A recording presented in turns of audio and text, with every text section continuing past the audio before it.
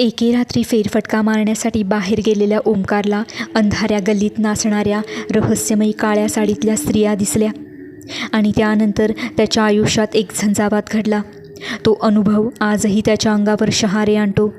चला तर मग ऐकूयात ओमकारचा त्या अंधाऱ्या गल्लीतला तो भयानक अनुभव. ती भयान रात्र होती. मुलुंड कॉलनीमध्ये तशी रात्रीची वर्दळ फार असायची, पण त्या रात्री फार कुणी बाहेर दिसतही नव्हतं. मी ओमकार एकटाच, म्हणून जरा बाहेर फेरफटका मारून येऊ असं ठरवलं. घरी सगळे गाढ झोपेत होते. रात्रीचे जवळजवळ 12:30 ते 1च्या दरम्यान घड्याळाचा काटा दिसत होता. मी घराबाहेर आलो आणि बाहेर पाहतो तर भयान शांतता आणि काळोखी रात्र. मुंबई म्हटलं तर वर्दळ आलीच, पण या रात्री साधं मांजरूही बाहेर फिरकताना दिसत नव्हतं. मला तर झोप नव्हतीच मुळात, म्हणून मी बाहेर फेरफटका मारण्याचं ठरवलंच होतं. वातावरण जरी भयान वाटत असलं तरी बाहेर आलोच आहे, तर घरी परतण्यापेक्षा फेरफटका मारूनच येऊ. मी रस्त्यावरून चालत होतो. रस्त्यावर फार काही गाड्याही नव्हत्या. हायवेवर एक प्रसिद्ध वडापाववाला आहे. तो मध्यरात्रीही सुरू असतो. हायवेवरच्या दुरून येणाऱ्या गाड्या या तिथेच नाश्त्यासाठी थांबत असतात.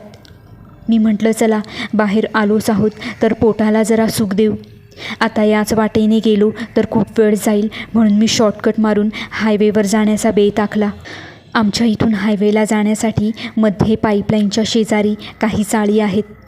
त्या गल्लीगोळातून जात जात मस्त वडापाव किंवा इतर खाण्याचा आस्वाद घेईन असं मी ठरवलं. चालता चालता त्या पाईपलाईनच्या शेजारी असणाऱ्या चाळीत मी येऊन पोहोचलो.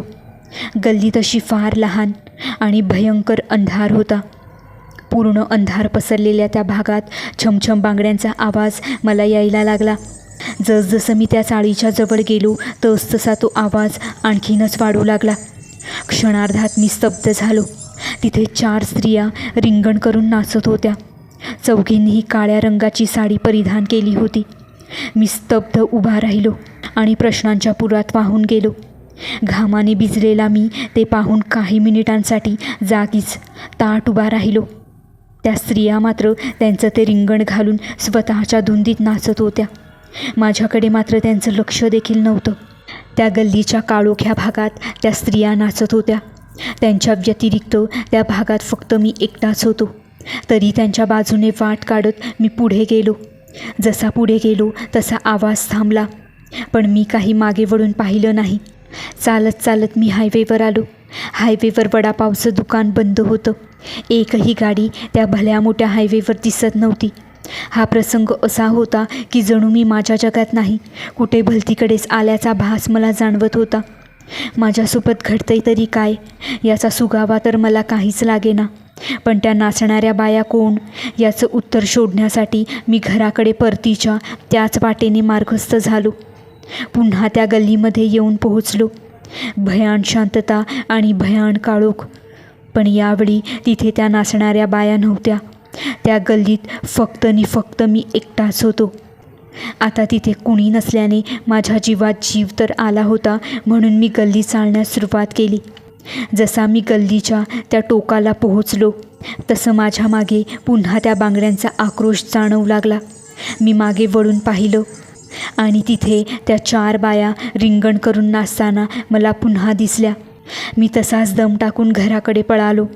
त्या दिवसानंतर मी त्या वाटेला दिवसाही सहसा फिरकलो नाही. आजही तो प्रसंग आठवला की माझ्या हृदयात धडकी भरते. तर मित्रांनो, हा छोटासा अनुभव तुम्हाला कसा वाटला आम्हाला कमेंट्समध्ये जरूर कळवा आणि चॅनेलला सबस्क्राईब करायला विसरू नका.